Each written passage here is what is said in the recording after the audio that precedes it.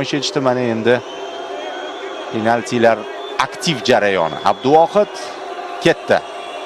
Birinchi zarbani qaytar va omad bilan boshlaylik.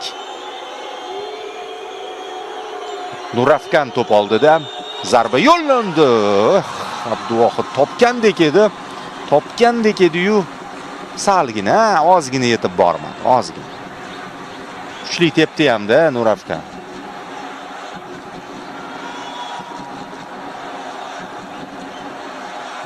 Mana ozgina santimetrlar yetmadi.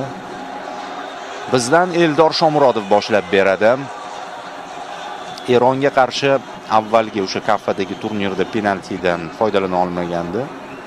Lekin undan keyin Turkiya chempionat to'purariga aylandi.